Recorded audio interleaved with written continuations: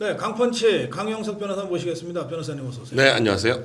제가 내일 있을 그 영장 실질 심사요. 네. 법리로 하면은 기각이고 정략으로 하면은 구속일 거다라고 제가 분석을 해드렸는데 네. 변호사님 어떻게 전망하시는지요? 저도 뭐 이건 뭐 그 일반적으로 상식적으로는 이런 영장은 기각되는 게 맞는 거고, 네. 누구나 다 그렇게 생각을 할 텐데 지금 이 정세, 네. 이 상황, 이 오죽하면 이 영장 자체에도 그런 내용이 들어있다 그래요. 예, 뭐 지금 뭐 혼란을 불러일으킬 수 있고, 예. 뭐 지지자들을 선동할 우려가 있다. 이게 무슨 영장 내용입니까?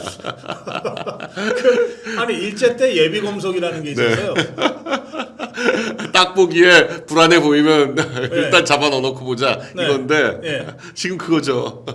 왜 밖에 있으니까 자꾸 혼란을 일으킬 염려가 있으니 일단 잡아 넣어달라. 네. 그게 영장 내용이에요 사실은. 아니. 네.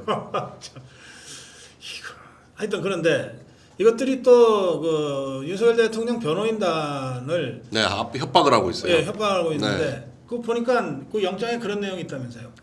피의사실 공표죄는 수사기관에 해당되지만 어쨌든 네. 우려가 된다.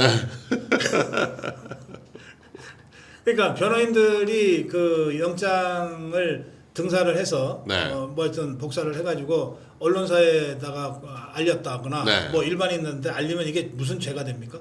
글쎄 저는 뭐 그런 죄가 있다는 거 처음 들어봤는데 뭐 가장 비슷해봐야 업무상 비밀 누설죄일 텐데 예. 영장 내용이 업무상 비밀일까요? 나는 그거 자체가 말이 안 된다고 생각을 하는데 네. 그러니까 그냥 뭐 무조건 지금 그 피의 사실 공표라든지 이런 거는 네. 피의자를 보호하기 위한 거지 네. 피의자가 공개하기를 원하면 당연히 공개가 돼야죠. 네. 아니 그러니까 이게 특검이 네. 아니 그래 제가 이 특검과 관련된 논평을 안 할 수가 없어서 하는데 할 때마다 이것들 사실이 통과한 거 맞아 싶던데. 아니 그리고 수사를 막 경찰을 지키고 예. 특검을 하면서 네. 그러니까 특검이 자신의 한계를 아는 거죠. 이미 제일 중요한 내란죄로 재판을 하고 있는데 네. 나머지 할 게 뭐가 있습니까? 그러니까 특검의 목적은 윤 대통령을 구속시키는 게 목적이거든요. 예. 그러니까 처음부터 내란죄가 중요한 게 아니라 뭐 직권남용이나 뭐 공무집행 방해나 뭐 이런 것들로 어떻게 네. 해보려고 하는 거 아닌가. 예. 그러니까 자꾸 그 경호처하고 관련된 네. 그 경호처에다 뭘 지시했냐 아니냐 이런 걸 가지고 지금 자꾸 하고 있잖아요. 근데다가 여기 그 영장 내용이라고 보도된 걸 보면 네. 무슨 서울 서부지법 사태 같은 무슨 폭동을 네. 뭐 선동할 우려가 있고 막 이런 대목이 있잖아요. 네. 그 제가 윤석열 대통령이 자진 출석한 정황을 쭉 설명을 드렸어요. 네. 아니 그러니까 대통령이야말로 그런 충돌을 막기 위해서 스스로 감옥까지 간 사람이다. 네. 어떻게 이렇게 뒤집어 씌울 수가 있죠? 아무리 저 특검이라 하더라도. 근데 지금 특검이 3개가 출범을 하긴 했는데 네. 그 수사하는 방향이나 모든 걸 보건데 예. 뭐가 나올 만한 특검은 내란 특검에서 윤 대통령을 어떻게 하든지 구속영장을 발부받아서 구속시키는 거. 내란 재판이야 어차피 앞으로 2, 3년이 네. 걸릴지 5년이 걸릴지 모르는 상황이고 그렇게 오래 가면 무죄가 될 가능성이 명확한데 네. 일단은 하여간 집권 초기에 이재명 집권 초기에 윤 대통령을 구속시켜 놓음으로써 이 좀 안정을 좀 전국의 안정을 네. 자기들이 생각할 때 안정을 기하자 이게 지금 목적이죠. 그리고 지금 뭐 김건희 특검이나 최혜병 특검은 아예 나올 게 없잖아요. 네. 공수처가 이미 2년 동안 뭉개고 있었던 사건인데 네. 그거 아무것도 한 게 없는데 그걸 네. 가지고 뭘 더 하겠어요. 그러니까 최혜병 특검은 아예 할 게 없는 거고 김건희 특검도 할 게 없으니까 지금 삼부 토건 뭐 압수수색을 했는데 삼부 토건에 지금 현재 회장을 피의자로 조사를 하려고 부르니까 네. 자기는 평생 골수 민주당원이고 지금 뭐 이응준인 그 중간에 있는 이원준인가요? 뭐 이원 그 김건희 여사랑 친하다는 그 도이치뱅크의 뭐 무슨 그 베스트 뭐 인베스트먼트 뭐. 그 사람도 모른다는 거예요. 예. 윤 대통령 부부는 아예 모르고 예. 그 사람도 모르는데 자기가 무슨 관계가 있냐. 아무 관계가 없다. 자기 지난 대선 때 이재명 캠프에 있었다. 예. 그렇게 한다는 거죠. 그리고 그 전에 문재인 때도 문재인 캠프에 있어서 자유총연맹이 그때 이제 문재인이 임명한 좌파 인사들이 대거 자유총연맹에 들어갔었는데 예. 그때 같이 들어갔었나 봐요. 어허. 그랬다가 윤 대통령 들어오니까 자유총연맹 바뀌면서 쫓겨났다. 계속 주변에도 자기가 그 자유총연맹 뭐 간부로 들어갔다가 쫓겨났다는 얘기를 하고 그랬었다는 거죠. 네. 그런 사람을 지금 지목을 해가지고 삼부토건 사건을 하고 있는데 네. 삼부토건은 이미 5년 전 2017년인가 그 주인이 바뀌었거든요. 지금 주인은 그 오히려 삼나 SM 그룹하고 관계가 있고 이낙연의 동생이 지금 거기 대표로 들어가고 그러니까 전혀 지금 주인이 달라졌는데 거기가 주가가 올랐다는 걸 그 김건희 여사하고 걸어가지고 예. 그 참 뭐 할 게 없는 거죠. 그리고 주가 조작이라는 건 몇 년 걸리거든요. 계좌를 추적해야 되기 때문에 네. 원래 몇 년 걸립니다. 주가 조작 수사 자체가. 왜냐하면 한 계좌를 털면 예. 그 계좌에 연결돼 있는 계좌에서 누구랑 연결되냐 이걸 봐야 되는데 그럼 또 영장을 받아야 되거든요. 그럼 이 계좌를 털어서 이 계좌 주를 불러다가 이런 것들은 누구하고 관계 있냐라는 걸 확인하려면 이것도 영장을 받아가지고 또 하고 이렇게 가야 되는데. 예. 그러니까 그게 시간이 얼마나 많이 걸리겠습니까? 그게 그 남부지검입니까? 그 금융 증권합동 특수사단. 그게 그걸 주로 하는 거예요. 네, 그거를 추미애가 해체해 버렸잖아. 해체했다가 다시 이제 윤 네. 대통령 때 만들었는데 네. 그 정도 거기는 이제 금감원에 계좌 추적하는 사람들이 들어와 있거든요. 네. 그 정도 전문성이 있어야지 증권 사건을 하는 건데 지금처럼 특검이라고 해가지고 사실 그 김건희 특검은 판사 출신일 거예요. 예. 그러니까 이 증권범죄 사건을 해본 적도 없고 조약당에서 추천했다. 어떻게 수사하는지도 모르는 사람이 그러니까 말도 안 되는 걸 지금 덥석 시작을 한 거죠. 루머만 가지고. 경찰 검찰의 수사가 하나도 없어요. 원래 그게 있어도 3개월 안에 할 수 있을까 없을까 모르는데 제가 증권 사건을 제일 크게 처음 딱 시작하면 이걸 도대체 어떻게 하겠다는 건지. 그래요. 그 특검이 셋인데 조혁당이 추천한 거는 해병대원 특검인 것 같으네요. 예. 그럴 겁니다. 예. 그리고 거기는 이제 군법무관 출신이고. 예, 그 김건희 특검은 민주당에서 네. 추천한 사람이고, 예, 그렇습니다. 자, 하여튼 지금 당장 내일 그 윤석열 대통령이 다시 이제 구속될 것인지 아니면 이제 귀가할 것인지 네. 이제 갈림길인데 밤 늦게까지 진행이 되겠죠? 그렇겠죠. 이건 뭐 특검 쪽에서는 네. 지금 언론 플레이가 특검의 사명이다 이렇게 생각하고 있는 것 같아요. 소환 가지고 그렇게 얼마나 실갱이를 벌였습니까? 네. 그러니까 이 내일은 정말 이벤트다 생각하고 뭔가 만들어내려고 이 조은석 특검 자체가 네. 윤 대통령하고 뭐 나름 자기는 그 악연이 많다 이렇게 생각을 하는 입장이고 네.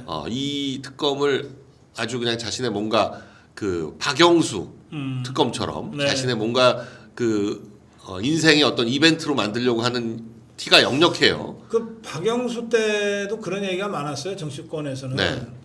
이게 저 박근혜 대통령만 잡아놓으면은 법무장관을 보장받았다더라. 네. 법무장관이 아니라 박영수 본인은 총리를 생각했다. 총리를 생각했다는 거예요. 왜냐하면 이 무게가 네. 역대 특검하고는 전혀 다르다. 특검이라는 것 자체가 이미 장관급입니다 거의. 예, 네. 저 그 검사장급이 아니고 특검 보가 검사장급이고, 예. 예, 특검은 장관급이기 때문에 법무장관 정도가 아니라 총리 정도는 해야 된다. 근데 막상 이제 끝나고 나니까 박영수 지금 감옥 가 있잖아요. 네. 그래요. 예, 헛꿈 꾸는 것들이 참 많은 세상입니다. 네. 자, 저 국민의힘 얘기 좀 해보겠습니다. 그 안철수가 닷새 만에 혁신위원장을 사퇴하고 당 대표 출마를 선언했는데 지금 이 국민의힘 상황 어떻게 보세요? 근데 그러니까 안철수라는 분의 어떤 개인적인 독특한 캐릭터, 네. 이게 또 한 번 드러났다. 이 문재인 때도 문재인 쪽 그 대깨문들 그쪽에서도 네. 안철수에 대해서 아주 그 절레절레 학을 뗐다고 그랬거든요. 그 철수 맛이라는 표현을 쓰는데 이 철수 맛은 정말 도대체 어떻게 할 수가 없다. 그리고 본인도 뭐 때문에 이 반대를 하고 이유를 하는지를 계속 말을 바꾸니까 왜 그런지 본심을 알 수가 없다. 이제 그런 거였는데 네. 지금 이 혁신위원장 사태도 처음 사퇴한다고 하는 이유하고 나중에 사퇴한다고 하는 이유가 점점 달라져요. 네. 지금은 이제 쌍권 안 잘라줘가지고 사퇴한다 이런 식으로 말을 바꾸는데 그게 항상 그 안철수의 특징은 뭐냐면 집에만 갔다 오면 말이 바뀐다 이거였거든요. 어. 이번에도 지금 집에만 갔다 오면 어허. 자꾸 말이 바뀌면서 네, 그 부인 그 안철수의 그 부인 김미경 말을 씨가 예. 굉장히 잘 듣는다 그러죠. 네. 예. 그러니까 그 밖에서 남들이 이제 얘기하면 그래요 그러고 하다가 이제 그런 거 같네요 하고 혁신위원장 덜컥 받았는데 받아보니까 할 게 없어. 그러니까 부인이 이제 그걸 왜 해? 그냥 전당대회를 나가야지. 그러니까 이제 어떻게든지 혁신위원장을 그만둬야 되는데 그만둘 명분이 뭐지? 뭐 이렇게 하다가 갑자기 이제 쌍권 얘기가 튀어나온 거죠. 그랬을 거다. 네. 아니 보통 우리가 살아가면서 그 아내의 얘기, 부인의 얘기를 잘 듣는 거는 미담이고 미덕이지 뭐 그런 건 아닌데, 근데 좀 정도가 심하고 특히 이게 정치적으로 중요한 결정을 할 때 네. 그런 식으로 되는 경우에는 여러 가지 뒷말이 나오게 되죠. 네. 그게 뭐 안철수도 그렇고 뭐 김종인도 그렇고 그렇잖아요. 또 이름도 똑같잖아요. 그 두 분은. 부인의 이름이 다 똑같아요. 네. 성하고 이름이 똑같. 김미경으로 똑같아가지고 헷갈리는 분들도 있더라고요. 자 그런데 지금 조경태 출마 선언했습니다. 그러면 그러니까 이게 지금 한동훈과의 조율에서 나온 거냐 아니면 일단 조경태가 먼저 지르고 내가 나갈 테니 당신 나오지 마쇼라는 사인인 건지 지금 뭐 한동훈의 어떤 캐릭터상 조율이 됐을 것 같지 않아 보여요. 어허. 그리고 조경태도 도저히 이제 합의하에 출마하는 건 불가능하니까 그냥 내가 먼저 질러보자. 근데 지금 친한계 내부에서는 점점 이제 그 한동훈의 출마를 부정적으로 보는 시각이 늘어가고 있다는 제가 거거든요. 들은 얘기로는 네. 이제 한동훈 똘마니들 중에 배지 달고 있는 네. 자들은 대개 네.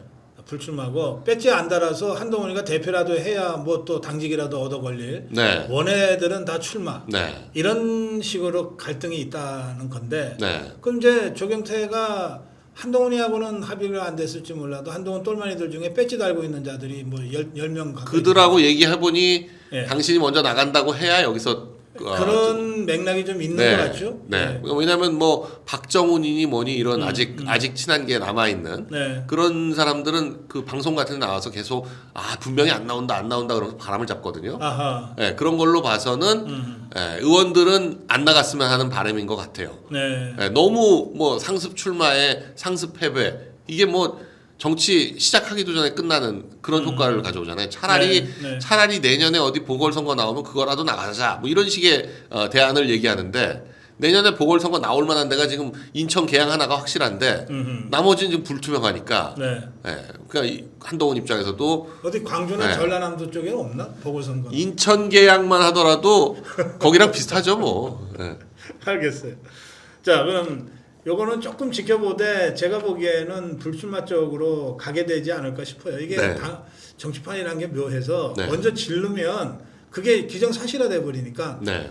그 상수에 따라서 이렇게 좀 따라가게 수밖에 되죠. 없잖아요. 네. 더구나 뭐 같은 저 한동훈 똘마니들이라 하더라도 배지 달고 있는 자들하고 그것도 못 달고 있는 자들은 좀 많이 다르잖아요. 네. 자, 그런 변수가 있습니다. 김문수는 출마한다는 겁니까? 안 한다는 겁니까? 뭐 저 발언이나 이 네. 페이스북에 올라오는 거나 모든 걸로 봐서는 뭐 네.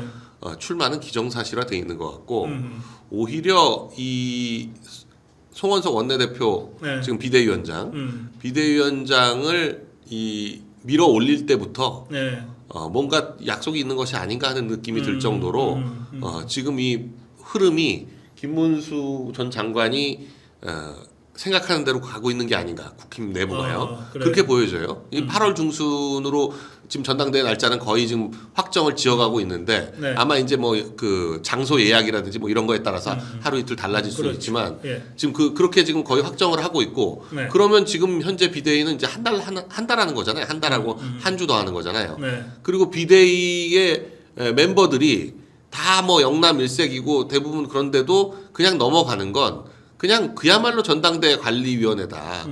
예, 뭐 혁신이도 좌초되고 이제 뭐 선관위 만들어져 봤자 그게 그거처럼 보여지니까 그냥 순전히 한 달간 관리하는 상황이거든요.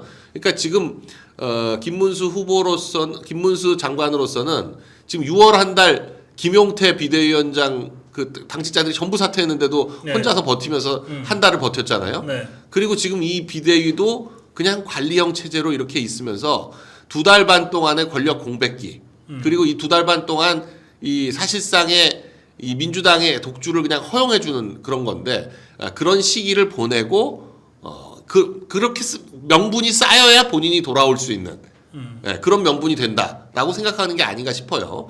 뭐 쌓이는 선거 끝나자마자 철봉 시작하고 관악산 지금 계속 오르고 있는데 그것만 봐도 아는 거죠.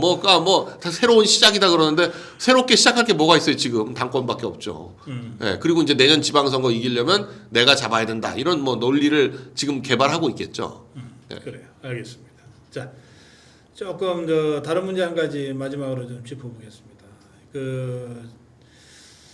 이재명이가 김종인이를 뭐 특사로 미국에 보낸다고 하는데요. 네. 지금 여러 가지로 지금 우리가 외교적으로 좀 점점 고립되어 가고 있는 것 같아요. 네. 그리고 또 이재명이가 뭐 어쨌든 안 그런 척 하려고도 가끔 하지만 보면 종중 종북의 본색이 어디 가는 건 아니잖아요. 네. 그리고 가장 먼저 조치들을 취한 걸 보면 전부 김정은이한테 뭐 헌상하듯이 지금 우리가 모르게 드러나고 있는 것들이 꽤 많습니다. 한 달 사이에 굉장히 뭔가 북한 쪽에 주는 사인이 커요. 이런 네. 외교 안보 전반에 대해서 이제 네. 한 달 정도 됐으니까 네. 또 특히 김정인을 특사로 보낸다고 하는데 당장 트럼프가 직접 관세 협상을 각 나라 정상들을 상대로 하고 있잖아요. 네. 어떻게 전망하세요? 좀 분석해 주시면. 이게 특사라는 게 네. 그쪽에서 원하는 사람을 보내야 진짜 특사입니다. 그렇지. 네. 그러니까 미국에서 원하고 미국과 얘기가 될 사람을 보내야지 이게 특사지. 네. 김종인은 미국 라인은 전혀 없거든요. 원래 독일 민스터 대학교에서 공부하고 뭐 이런 분이고 네. 미국하고는 별 관계가 없는데 네. 이건 완전히 보면 김종인도 그렇고 이현주도 그렇고 뭐 가는 사람이 그냥 김종인하고 이현주하고 짝지어서 미국 여행 갔다 와라. 특사라는 타이틀을 달고 딱 그렇게 보여지지. 네. 뭔가 특별한 임무를 줘야 특사지. 특사라는 이름만 붙는다고 특사인가요? 네, 뭐가 그쪽에서 봤을 때 이쪽 새 대통령의 아주 측근으로서 힘이 실려 있는 사람이 가가지고 뭔가 메시지를 주고 뭔가 타결하고 이런 게 아니고 그냥 언제 갈지 뭐 날짜도 안 나오고 그냥 특사라고 이름만 발표만 해주고 이거는 국내용이죠 그냥 그야말로 김종인이 내 앞에 왔다 요걸 보여주는 그리고 지난 대선에서 어느 정도 역할을 했다. 지금 보면 철저하게 농공행상이에요. 모든 인사가 철저하게 농공행상인데 오히려 지금 진짜 일을 하는 거는 여한과고 위성락인데 지금 쫓아가가지고 겨우 이제 마크 루비오 만나고 있는데 편지 날라왔잖아요. 그렇죠. 25%로. 그렇죠. 예. 물론 뭐 일본과 한 12개 나라 같이 보냈으니까 뭐 특별히 뭐 우리가 더 홀대당했다라고 말하긴 뭐하지만 그래도 하여간 특사가 가 있는데 뭐 국무장관 방문이 취소가 되고 특사가 갔는데 바로 그게 날라오고 그리고 3주 시간 주고 이 3주 동안 뭐 어떻게 하나 보자 지금 하여튼 내놓으라는 거 아니야? 예, 뭐 내놓을래 이러면서 3주를 시간을 준 건데 8월 1일부터 25% 굉장히 타격이 클 겁니다. 그렇기 때문에 지금 뭐 3주 안에 어떤 걸 내놓고 할지 그리고 제가 보기엔 마크 루비오가 취소된 거는 섣불리 장난치려고 한 게 너무 티가 난 거예요. 중국 전승절에 초청을 받았고 그거 참석을 검토하고 있다. 그러니까 뭐 미국만 뭐 우리한테 그런 게 아니라 중국도 있다. 이렇게 보여준 건데 네. 그랬더니 미국에서 그냥 바로 그럼 됐어 그러면 시진핑이랑 놀아. 시진핑이랑 놀아. 국무장관 취소. 일단 바로 그렇게 나온 거잖아요. 그러니까 미국을 너무 우습게 한 거죠. 이재명의 지금 태도를 보면 외교를 몰라도 너무 모른다. 김정인이 보내는 게 잘못했다고 사과하러 보내는 건가? 아니 김종인은 의미가 없죠. 그러니까 지금 상황에서 미국에서 정말 특사라고 받아줄 만한 사람은 한덕수 정도 돼야 됩니다. 한덕수는 미국 정재계에서 모르는 사람이 없는 그렇죠. 뭐 워낙 유명한 사람이기 때문에 한덕수 정도 되면 중량감 있는 인사가 특사로 왔구나. 네. 이거 적어도 미국에서 알아야 될 거 아니에요. 그렇지. 한국에서 아무리 유명하면 뭐예요? 미국에서 모르는 사람이 오면 그럼 이 사람하고 인사하다가 끝나잖아요. 그러네. 악수하고 사진 찍고. 김종인보다는 강용석이 특사로 더 좋네. 미국에서 아는 사람 많잖아. 그리고 요새는 미국이 하여튼 유튜브 크리에이터 인플루언서들을 굉장히 높게 평가를 하니까. 제가 그런 거는 많이 느껴봤습니다. 그렇죠. 예, 공항에서 많이 느끼게 됩니다. 예. 예, 유튜브 찍으러 왔다 그러면 그냥 프리패스예요. 예, 그러니까 뭐 비즈니스는 아니고 비즈니스라고 그러면 걸리거든요. 그러니까 이스타로 들어오면서 비즈니스라 그러면 걸리는데 뭐 문제가 돼도 유튜브 하고 장비 보여주면 그러면서 이 사이트 보여주면 이 유튜브가 이제 미국 거니까 자기들 뭐 돈 벌게 해준다 이렇게 생각하는 건지 뭔지 몰라도 하여간 그 카지노에 돈 쓰러 왔다고 하는 거하고 유튜브 찍으러 왔다고 하는 거가 제일 통과하기 좋다. 아 그렇구나. 뭐 미국 갈 일이 당분간 없겠지만 혹시 가게 되면 알겠어요. 그건 그렇고 이 북한이 지금 저 방사능 오염 네. 폐수 무단 방류를 한 거는 팩트인 것 같아요. 네. 여러 가지 정황으로 봐서 이거 IAEA가 바로 개입할 사안 아닌가요? 그러니까 지금 심각한 상황인데 네. 일단은 그 오염수를 좀 확인을 해서 네. 방류가 나온 게 검출이 돼야 공식적으로 문제 제기를 할 수가 있으니까 네. 지금 현재 뭐 어떤 언론들은 가서 보니까 네. 뭐 그 허용 한도 내에 있는 것 같다라고 하는 데들도 있고 네. 뭐 1년간 허용 한도를 넘는 방사능이 검출이 됐다라고 하는 데도 있고 좀 정밀 검사를 해봐야 됩니다. 예. 아니 그 후쿠시마 오염수는 4만 번을 검사를 했어요. 그렇지. 그 예. 바다 앞에서 쟤도 아무 문제가 없다고 하는데도 그걸 못 믿게 IAEA가 그 몇 달 동안 가가지고 그 앞에서 예. 조사를 해가지고 아무 문제 없다고 하는데도 우리나라가 2년 동안 4만 번을 한일 사이에서 뭐 해류 흐름이 어쩌고 흐름이 어쩌고 뭐 별소리를 다 해가면서 예. 4만 번을 검사해서 뭐 1조를 넘게 썼네 어쩌네 예. 그런 소리가 나오는데 예. 아니 이건 예성강은 그냥 한강하구고 한강하구는 그 조류 밀물 썰물에 따라서 양화진까지 물이 올라옵니다. 그 한강하고 다 오염될 수 있어요. 김포 사는 그렇지. 사람들은 예. 그 치명적인 타격입니다. 김포하고 파주는 뭐 그런 정말 아주 그 클리어 앤 프레젠트 된 저거든요. 이거는 명백하고 현존하는 위협인데 예. 이런 걸 놔두고 무슨 상상 속의 위협을 가지고 뭐 제2의 태평양 전쟁이니 어쩌니 했던 민주당은 지금 뭐 한마디도 안 하고 있습니다. 예. 알겠습니다. 전 이 아파치 문제도 이것도 아파치 참 예. 요것도 기가 막힌 게 예. 이제 어디선가 돈을 빼서 돈을 만들어야 되잖아요. 그렇죠. 32조를 그렇죠. 예. 추경을 하고 하려면 뭐 추가도 하지만 있는 거에서 빼서 붙이기도 하는 건데 지금 아랫돌 빼서 윗돌 갠다고 하는 게 딱 맞는 게 무슨 여러 가지 복지 예산들 깎아가지고 붙이고 국방 예산에서는 이걸 뺐는데 예. 아니 뺄 걸 빼야지요. 작년에도 감액할 때 보면 어. 아주 기가 막히게 국방 예산에서 조금을 깎더라도 굉장히 치명적인 것들 그러니까 이를테면 정보에서 눈에 해당하는 그런 것들을 탁탁 깎았거든요. 그러니까 마치 이건 국방 예산을 오랫동안 들여다보다가 연구를 해가지고 요런 걸 딱 깎으면 조금만 깎아도 크게 효과가 있겠다. 이런 것들을 연구하고 나온 것처럼 그렇게 마치 북한에서 이걸 보고 우리한테 제일 타격이 큰 것이 뭔가 보고 요런 것들은 빼줘요라고 요구받아서 하는 게 아닌가 하는 그런 의심이 들 정도였는데 아니, 실제로 이번에 아파치도 그렇습니다. 북한 정찰청국은 그런 거를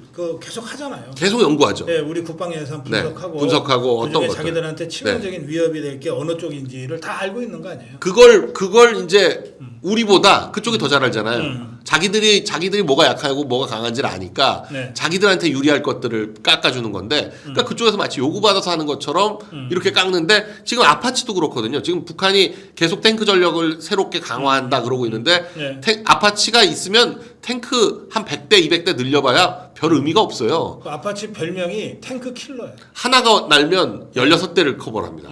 예. 그리고 지금 이 아파치는 A-10 공격기가 오산에서 이제 다 그 철수하거든요. 그러니까 퇴역하거든요. 예. A-10이 워낙 오래돼가지고 그 A-10의 빈 공백을 메꾸기 위해서 들어온 거지 무슨 뭐 현대전이 드론으로 바뀌고 어쩌고 이거하고는 크게 아무 상관이 상관 없어요. 없어요. 예, 아무 네. 상관 없어요. 그러면 현대전이 드론으로 바뀌면 아파치를 없애는 대신에 드론 예산을 늘려야죠. 그런 건 없이 그냥 아파치만 날린다는 건 마치 누군가 저거 좀 빼주세요. 아파치 좀 날려주세요. 그런 거 아닌가 싶을 정도입니다. 네. 네, 알겠습니다. 이 부분은 앞으로도 저는 그 북한이 이를테면 대북전단이 지긋들한테 치명적이니까. 아프니까 네. 야 그거 좀 못하게 해. 네. 실제로 청부 입법을 했잖아요. 네, 바로 그러더니 네. 이번에도 들어오자마자 그거부터 못하게 하잖아요. 확성기 중단, 네. 뭐 이런 거 하잖아요. 네. 그러니까- 심지어는 미국인들까지 막 체포하다가 예. 그러기도 하고.